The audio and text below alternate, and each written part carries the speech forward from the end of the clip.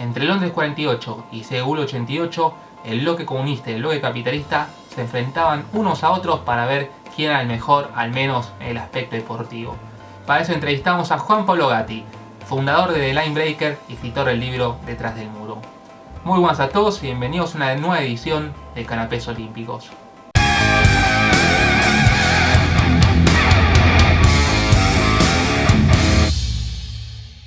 Bueno, Juan Pablo, ¿cómo estás? ¿Qué haces, Santi? ¿Todo bien? ¿Tanto tiempo? ¿Cómo estás viendo este periodo de tiempo? No hablo precisamente de esta pandemia, esta cuarentena, sino de que estos días no hay Juegos Olímpicos. En un mundo normal estaríamos todos madrugando, que pasando noches en vela para mirar este evento, pero finalmente que se quedará para el año que viene si es que todo sale bien.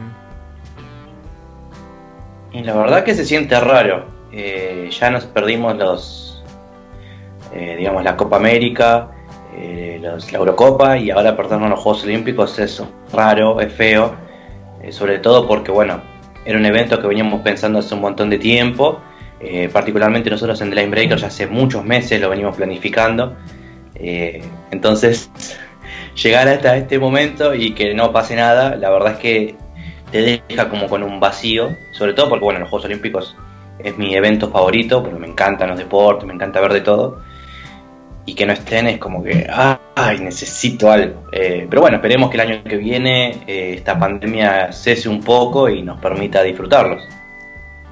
Para empezar un poco a introducirnos en lo que es el tema de la entrevista, en primer lugar, ¿qué fue lo que te inspiró a escribir tu libro Detrás del Muro? En realidad fue algo que no pensé que iba a suceder, porque cuando me proponen escribir un libro, tenía como varias ideas en mente, pero la realidad es que no tenía ninguna idea fija. Como decir, a mí me interesaría escribir sobre este tema en específico. Hasta que, ahí, como te decía en The Line Breaker, empecé a escribir un par de notas, a raíz de algunas cosas que venía leyendo. Por ejemplo, el partido de fútbol en los Juegos Olímpicos del 52 entre Yugoslavia y la Unión Soviética, que lo más importante en sí no es el partido, sino no la disputa política entre Stalin y Tito, lo que se venía viviendo entre los dos países después de la Segunda Guerra Mundial, el odio entre los dos, y que eso obviamente se ve reflejado en el deporte, ¿no? Que siempre digo que el deporte es un reflejo de la sociedad, ¿no? Y en este caso fue muy palpable. Y el segundo evento también en el que escribo justo a los pocos días tiene que ver con el partido también en la Unión Soviética y Hungría, en los Juegos del 56 en waterpolo, ¿no? Los húngaros que buscaban un poquito más de libertades y la Unión Soviética llega con los tanques y aplaca esa como revolución, para llamarla de esa manera, y después, un mes después, se ven en los Juegos Olímpicos y es un caos total, es una batalla dentro del agua. Son los partidos más recordados, digamos, de esa etapa. Entonces, a partir de eso empecé como un libro y digo, esto tiene como un hilo, digamos, ¿no? Porque el hilo que más buscaba era el tema histórico, sobre todo al darme cuenta de que en realidad no se trata mucho a este tipo de países, ¿no? Los países comunistas, países socialistas durante la Guerra Fría, que en realidad fueron potencias deportivas muy importantes. Y cuando empiezo a buscar otras historias que quizá me interesaban contar, digamos, Nadia Comaneci o la Alemania democrática del 74, la final de Múnich 72 de básquet entre Estados Unidos y la Unión Soviética y demás, ahí me di cuenta de que había material para sacar un libro. Entonces, al final me decidí, fue difícil, porque no había tanta información, la verdad es que fui a investigar un montón, pero la verdad es que estoy muy conforme con el resultado, sobre todo por haber propuesto algo que no se había tratado tanto, ¿no? Yendo más que nada al foco de la entrevista, que es la Guerra Fría, Estados Unidos contra el bloque soviético.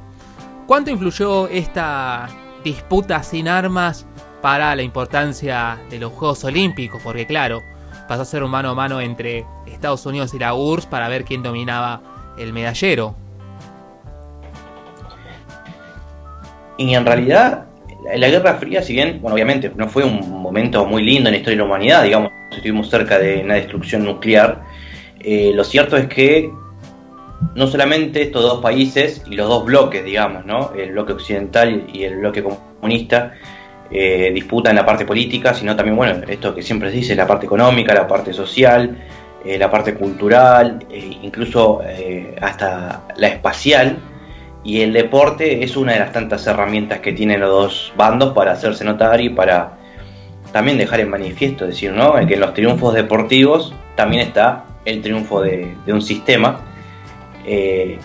Entonces, digamos, los dos bandos usaron muchísimo lo que tiene que ver el deporte y sobre todo los Juegos Olímpicos, que es como la cita máxima, para mostrar, digamos, su poderío. Y yo creo que un poco lo que recalco es que en realidad también, dentro de todo lo malo que fue la Guerra Fría, en el deporte fue una de las mejores etapas porque hizo que muchísimos países crecieran a través de la rivalidad, digamos, ¿no? Esto de que siempre estés obligado a superar a tu rival hace que un momento vos estés acá, en otro momento vos tengas que estar acá, y así, ir superándose escalón por escalón. Y sobre todo, digamos, el triunfo termina siendo en parte de los países comunistas que casi siempre copaban en el top 10. Se puede decir que por lo menos entre 5 y 7 países estaban siempre ahí, digamos, no solamente la Unión Soviética, sino Hungría, Yugoslavia, Polonia, Cuba, después, ahora más actualmente está China, digamos, ¿no? Pero, digamos, hay muchos países del bloque que terminaban siempre arriba porque terminaban teniendo muy buenos deportistas. Y vos habías mencionado el partido de básquet entre Estados Unidos y la Unión Soviética.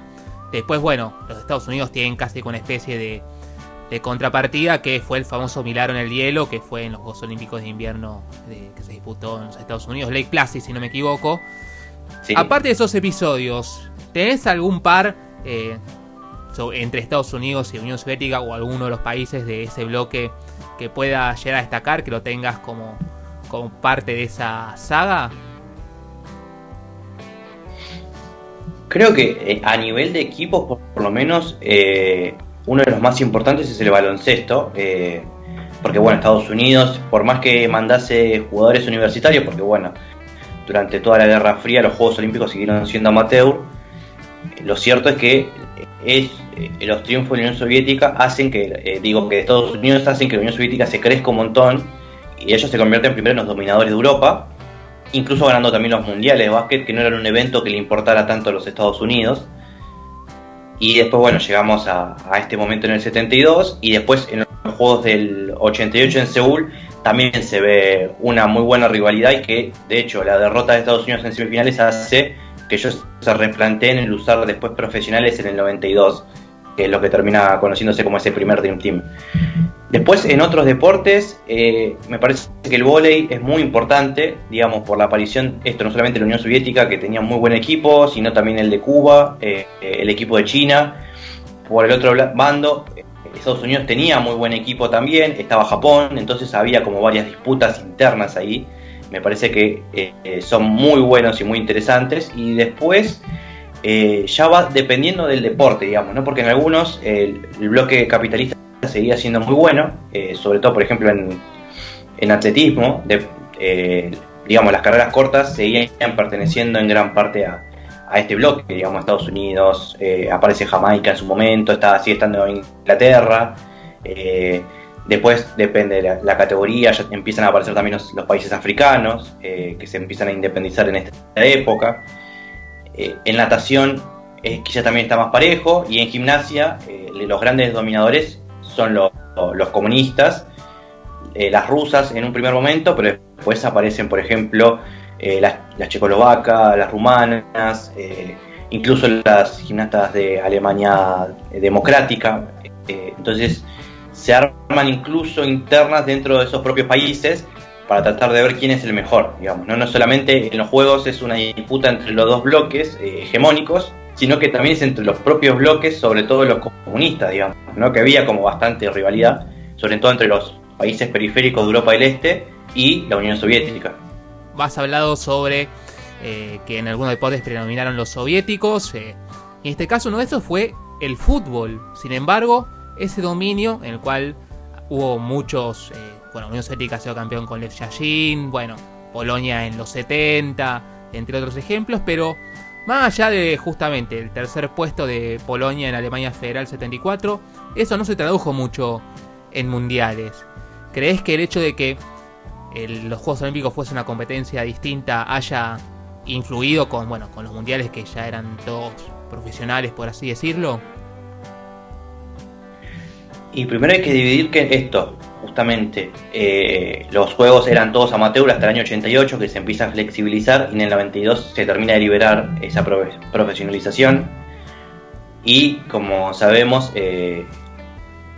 los equipos del bloque comunista se presentaban como amateur, cuando sabemos que en realidad la teoría era así, pero en la práctica no, porque muchos supuestamente trabajaban en fábricas y demás, y en realidad solo iban a veces a fichar y nada más, o a buscar el bono a final del mes.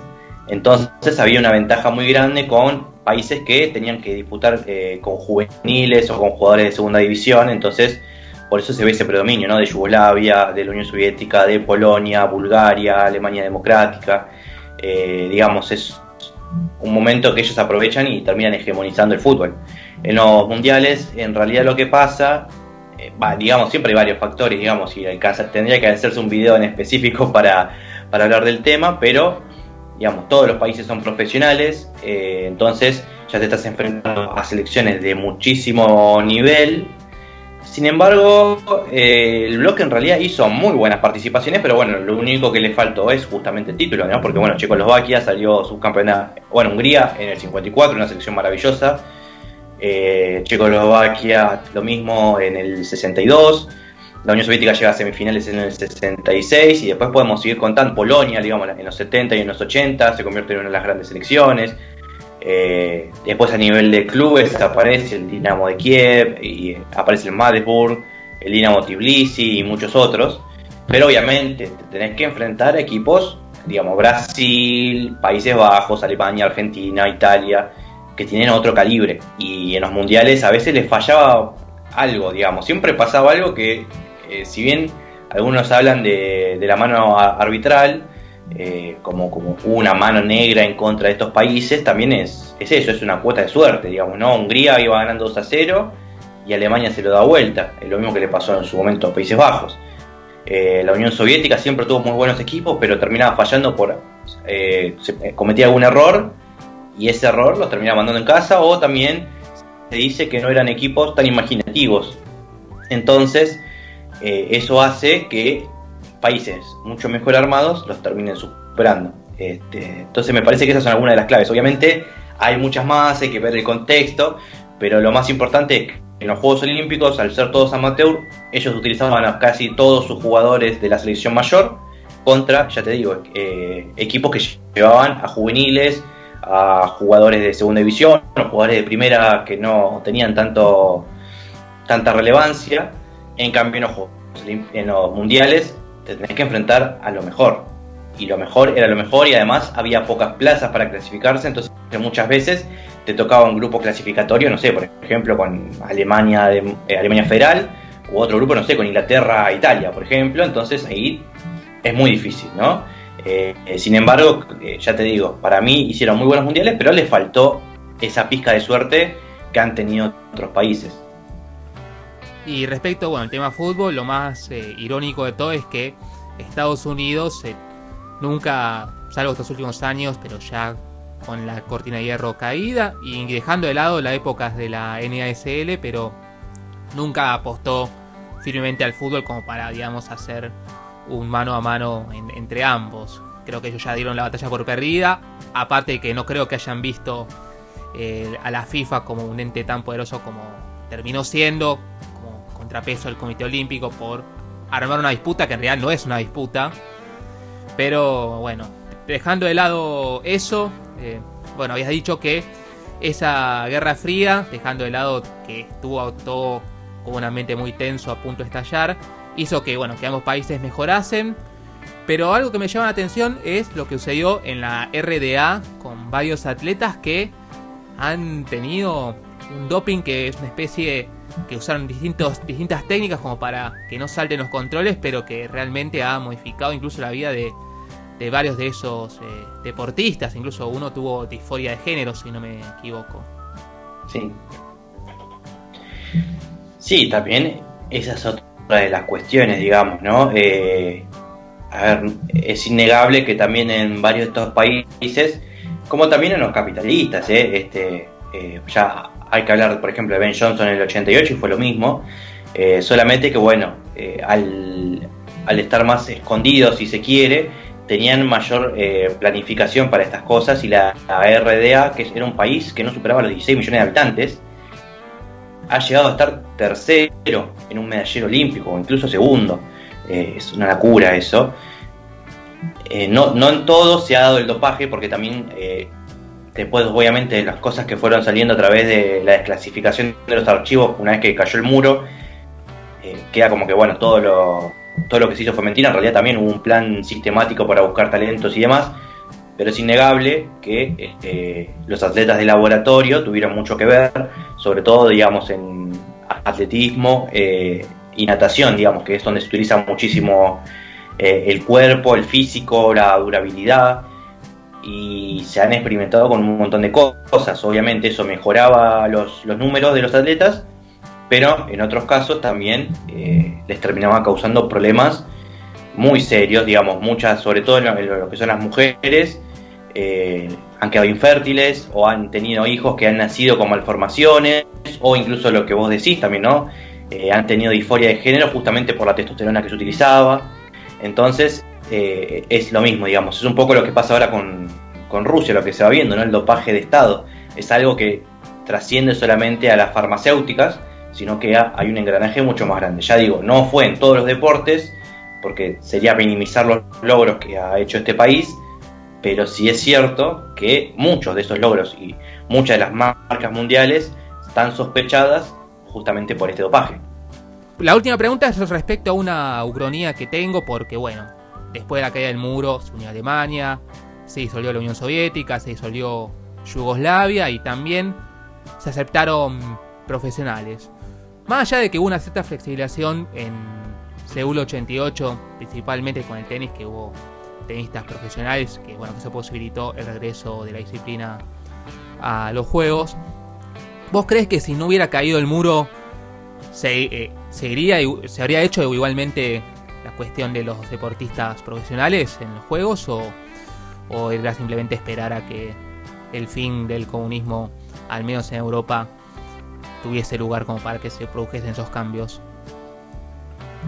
No, porque en realidad los cambios se venían charlando desde hace mucho tiempo, y en realidad en la década de los 80 ya se empieza a ver, con el advenimiento de las marcas, la televisación, digamos, todo el flujo de dinero que se empieza a mover, que se está empezando a reclamar por un deporte más profesionalizado. Digamos, no solamente lo pedía deportes como el básquet, sino, digamos, el atletismo ya empezaba a mover dinero, la natación ya empezaba a mover dinero, y después varios deportes están en la misma sintonía. Entonces, en realidad la caída del muro se da en una situación muy particular, pero ya te digo, por eso justamente en el Seúl 88 ya se empieza a flexibilizar y ya se empieza a aceptar a los profesionales, que es un cambio muy grande.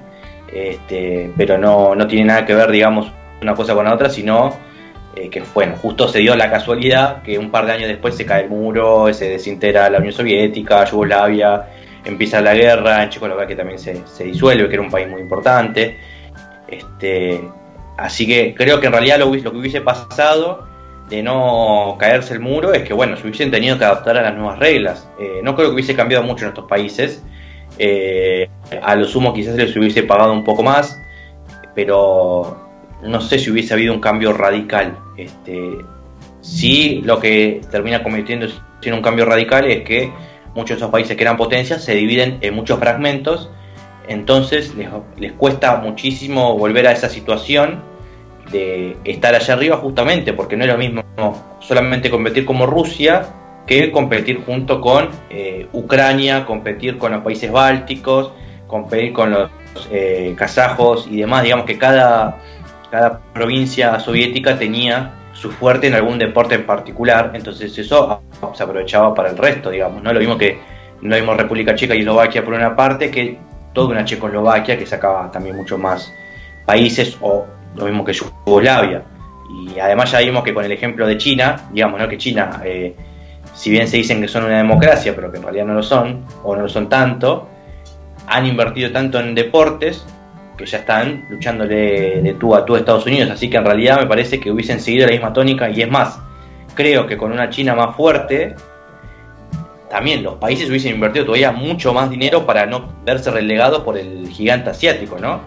Me parece que hubiese sido, si se lo pensase, a los países como si siguiesen existiendo como una guerra fría potenciada a tres bandos, digamos, ¿no? Porque sabemos que China quizá no hubiese estado tan aliada con la Unión Soviética y los hubiese querido derrotar también ahí. Entonces eso hubiese hecho a la vez que la Unión Soviética invirtiese más en deporte y Estados Unidos lo mismo para no verse relegada, y hubiésemos visto, creo que marcas todavía más asombrosas, me parece. Obviamente siempre hay algunas bajo sospecha, digamos, de todos los bandos, porque ya digo, no es solamente que el dopaje sea de un lugar, de un lado del muro, sino que del otro también. Algunas estaban más ocultas, pero me parece que hubiésemos visto Juegos Olímpicos todavía más parejos en el medallero final, que es algo que se necesita un montón, digamos, ¿no? Porque si no, saber que Estados Unidos va a ganar siempre los Juegos ya le quita un poquitito de emoción a esa parte. Obviamente que después el ver los Juegos es otra emoción y cada triunfo sigue siendo lo mismo, ¿no? Pero bueno, con más países fuertes, los Juegos toman todavía mayor relevancia, y obviamente que la parte política en eso hubiese también tenido un significado muy especial. Bueno, Juan, como estás escribiendo en The Line Blade, bueno, voy a dar el copete de cierre, ya me preparo, 1, 2, 3. Bueno, Juan, te leemos en The Line Breaker. También, bueno, está el libro Detrás del Muro, que es sobre deportistas surgidos justamente en este contexto del bloque soviético. Y bueno, muchas gracias por compartir estos minutos acá en este canal. No, gracias a vos por llamarme, y bueno, que siga bien el canal.